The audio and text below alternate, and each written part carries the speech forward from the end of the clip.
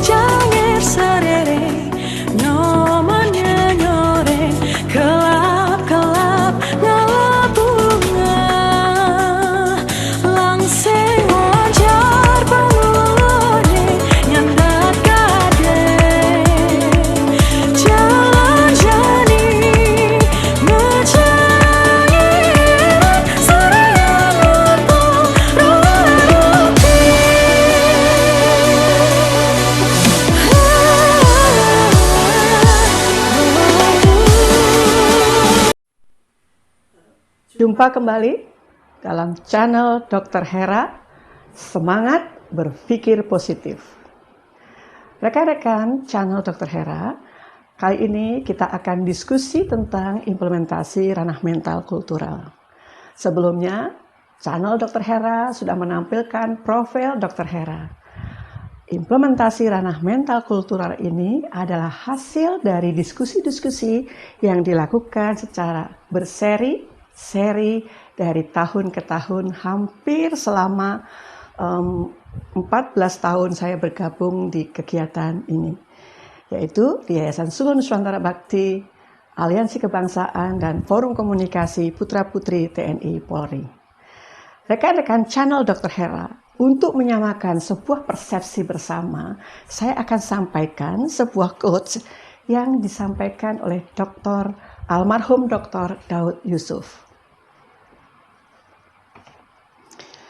Di atas sekelompok teori, kita membangun sebuah mazhab atau school of thought. Di atas sekelompok nilai, kita membangun sebuah budaya, sebuah peradaban, sebuah cara baru hidup bersama di antara manusia. Ini adalah satu persepsi bersama yang akan kita bangun dari seri ke seri pada implementasi ranah mental kultural yang akan saya sampaikan secara berseri di channel Dr. Hera. Rekan-rekan channel Dr. Hera, hari ini kita akan fokus implementasi ranah mental kultural pada generasi muda. Kenapa pada generasi muda? Kita paham betul bahwa Indonesia akan mendapatkan bonus demografi, puncaknya pada tahun 2030. Dan Indonesia pada tahun 2045 akan mencapai Indonesia emas karena berusia 100 tahun. Paling utama yang harus diselamatkan adalah generasi muda kita. Dia harus mampu membangun negara bangsanya dengan nilai-nilai keindonesiaan yang terbangun dari dirinya. Dan melalui implementasi ranah mental kultural ini, kita akan mulai pada generasi muda, khususnya mereka yang ada di perguruan tinggi. Kenapa? Beberapa waktu yang lalu ada pertanyaan, kenapa Dr. Hera tidak bicara sejak dari usia dini atau PAUD? Kebetulan saya tidak terlalu expert di bidang itu, meskipun saya paham betul bahwa otak manusia berkembang pada saat dia berusia dini. Namun demikian, tidak ada salahnya. Pada sesi tertentu nanti saya akan sampaikan dampak dari usia dini yang kemudian nanti mencapai pada usia muda, yaitu usia 16 sampai 30 tahun sesuai dengan Undang-Undang Kepemudaan, itu akan memberikan dampak sistemik.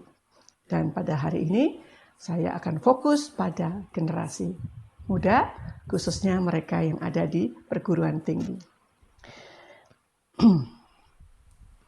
Implementasi ranah mental kultural, fokus pada generasi muda, kita akan fokus pada pendidikan, informal, formal, dan non-formal, dan kesehatan mental dan fisik. Rekan-rekan channel Dr. Hera, nanti pun juga akan ada sesi kita membahas tentang trimatra pendidikan. Karena ini menjadi fondasi kita bersama di dalam membangun SDM kita, khususnya pada generasi mendatang. Apa itu trimatra pendidikan? Kita akan fokus kepada kebangsaan, etika, logika. Di mana di dalam etika dan nasionalisme itu nanti dipengaruhi oleh agama. Tunggu, sabar, kita akan sampaikan pada sesi setelah sesi ini pada tayangan berikutnya. Rekan-rekan channel Dr. Hera, yang melatar belakangi kenapa saya fokus kepada generasi muda adalah bahwa manusia Indonesia dapat menjadi sebuah kekuatan yang dahsyat, tetapi juga menjadi sebuah beban atau bahkan bencana yang tadi saya sampaikan. Bonus demografi itu bisa menjadi satu keuntungan yang besar di dalam membangun negara bangsa karena kualitas SDM-nya yang luar biasa, tetapi juga menjadi bencana bagi negara bangsa ketika para generasi muda ini nanti menjadi generasi-generasi yang tidak produktif. Selanjutnya, yang menjadi fokusnya adalah bahwa adanya tuntutan pembangunan manusia, sektor pendidikan melalui Millennium Development Goals atau MDGs ke SDGs, di mana itu adalah Sustainable Development Goals, yaitu kesepakatan pembangunan baru yang mendorong perubahan-perubahan ke arah pembangunan berkelanjutan berdasarkan hak asasi manusia dan kesetaraan untuk mendorong pembangunan sosial, ekonomi, dan lingkungan hidup. Fokus selanjutnya adalah bahwa manusia Indonesia dalam sektor kesehatan harus berjalan bersamaan dengan kebutuhan dasar bagi hak asasi manusia. Kesehatan dapat dianalogikan sebagai hardware dan pendidikan dapat dianalogikan sebagai softwarenya. Jadi antara pendidikan dan kesehatan bagai dua mata uang yang tidak bisa terpisahkan dalam rangka membangun generasi yang berkualitas. Pendidikan sebagai software dalam pembangunan modal manusia atau human capital merupakan persoalan yang sangat kompleks. Cakupan pendidikan sangat luas, meliputi pendidikan formal, informal, dan non-formal. Pada sesi ini, pendidikan formal, informal, dan non-formal akan kita coba sampaikan secara cepat karena durasi waktu yang memang tidak memungkinkan untuk kita bisa detail lebih panjang. Tetapi jangan khawatir, rekan-rekan channel Dr. Hera, seandainya ingin mendiskusikan lebih panjang, bisa menghubungi WA atau juga inbox di kolom komentar dari channel Dr. Hera. Rekan-rekan channel Dr. Hera, tadi saya sampaikan bahwa generasi muda Indonesia yang akan menjadi generasi sebagai bonus demografi, itu saat ini memiliki beberapa konsentrasi yang harus dicermati. Pertama adalah bahwa tidak bisa dipungkiri atau menjadi sebuah keniscayaan bahwa era globalisasi mendorong generasi muda untuk mampu, perhatikan ini, untuk mampu bersaing dan bersanding. Jadi harus memiliki kemampuan terhadap diri sendiri untuk bersaing dan memiliki kemampuan juga untuk bersanding. Selanjutnya, generasi muda kita harus menjadi generasi pembelajar sepanjang hayat. Tidak berhenti. Karena tadi di coach yang saya sampaikan dari Dr. Daud Yusuf bahwa kita akan membangun sebuah nilai baru yang di sana tumbuh karena adanya kebudayaan dan peradaban.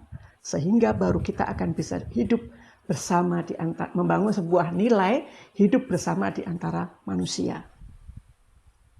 Sehingga generasi muda sebagai pembelajar sepanjang hayat harus terus kita tumbuhkan, harus terus ditumbuhkan melalui kesadaran baik individu atau kolektif dari generasi muda. Generasi muda Indonesia selanjutnya juga dia harus mampu melakukan penguasaan ilmu pengetahuan. Kemudian memiliki karakter dan berakhlak mulia. Generasi muda Indonesia juga harus cinta tanah air, berwawasan global, berketerampilan berpikir kritis, berpikir kreatif, berkolaborasi, berkomunikasi, melek digital atau digital literasi dan humanis. Ini nanti kita akan lebih dalami di Trimatra Pendidikan. Generasi muda Indonesia juga harus menguasai ilmu dan keterampilan kepemimpinan. Rekan-rekan channel Ibu Hera, ada sebuah filosofi di dalam pengembangan manusia yang kita bisa pelajari bersama-sama. Jadi disampaikan bahwa ketika kita memiliki rencana hanya untuk 3 bulan, maka tanamlah padi. Jika kita memiliki rencana untuk 10 tahun, maka tanamlah pohon. Tetapi jika kita memiliki perencanaan berabad-abad, maka yang harus kita tumbuhkan dan kembangkan adalah manusia. Jadi itu tadi rekan-rekan channel Dr. Hera, dan selanjutnya mari kita lihat lebih fokus kepada generasi muda. Ini saya sampaikan dari telaah praktis yang ada di lapangan. Karena ternyata generasi muda kita telaah di lapangan itu terkategori ada 3. Baik itu yang idealis, realistis, ataupun nanti yang oportunis. Jadi ada 2 sisi di generasi muda kita dalam 3 jenjang tingkatan. Yang pertama adalah generasi muda kita akademis. Dia kuliah, dia berorientasi pada sekolah, kuliah, kemudian dia hanya berorientasi pada prestasi saja. Di sini ada sisi lain dari generasi muda kita. Dia tidak akademis, dia tidak memiliki ide, jadi just so-so aja. Tipenya mubah, yaitu mudah berubah. Ada dan tidak ada, tidak membuat perubahan. Ini berbahaya sekali ya. Jadi dia ada atau tidak ada, tapi dia tidak memberikan perubahan. Kemudian ada idealis konfrontatif. Ini tipe yang lain lagi. Dia memiliki kehendak dan harapan yang tinggi, tapi tidak kompromi dengan keadaan. Jadi ini idealis tapi konfrontatif. Dia memiliki kehendak, harapan tinggi, tapi tidak bisa kompromi dengan keadaan. Nah, di sisi lain itu ada tipikal yang reaktif. Fokus pada penampilan diri, cukup uang, just has fun, dan gayang-gayang. Jadi bertolak belakang begitu ya, dengan tadi yang idealis konfrontatif. Kemudian yang selanjutnya, dia idealis realistis, berseberangan dengan sisi yang lainnya adalah oportunis. Bagaimana yang idealis realistis? Memiliki kehendak dan harapan tinggi, tetapi bisa kompromi dengan keadaan. Sedangkan sisi yang lain tadi, oportunis, suka mengambil peluang yang menguntungkan bagi dirinya. Ini adalah 6 tipikal dari generasi muda yang kita temukan di lapangan. Nah, bagaimana kemudian kita menyikapi dari apa yang kita temukan di lapangan tadi? Ya, bahwa generasi muda semestinya di era perubahan yang begitu cepat,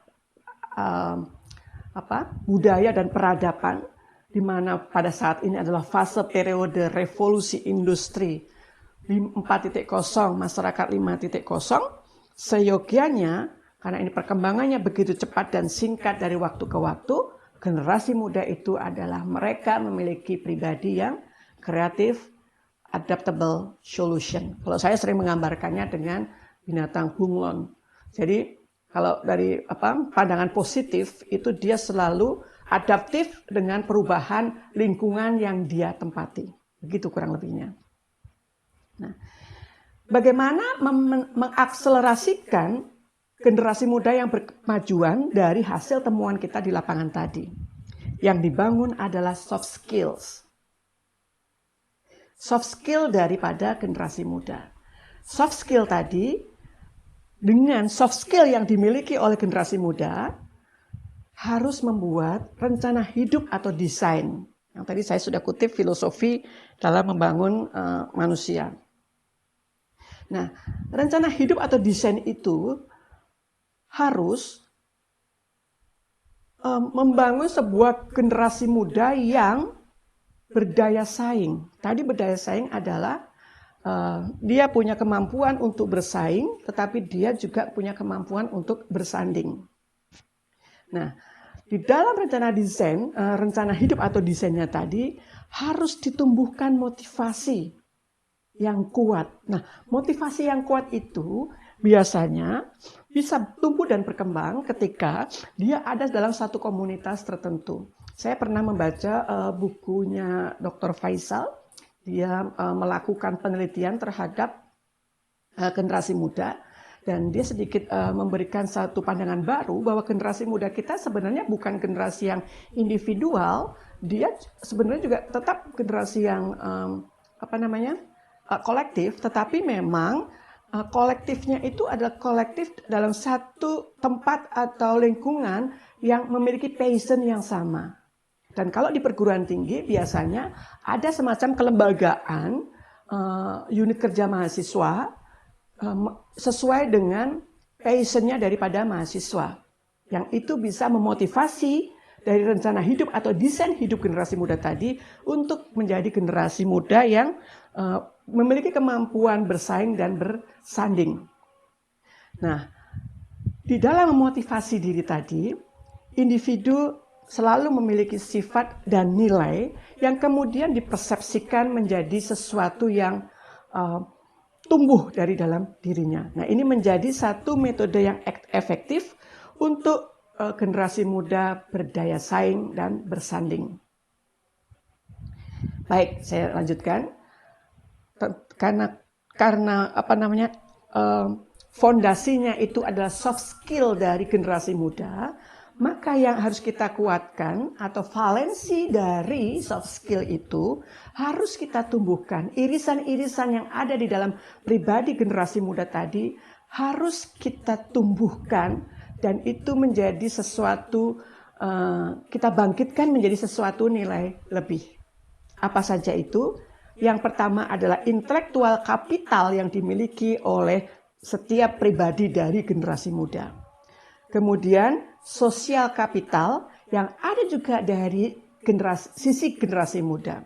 Berikutnya adalah moral kapital.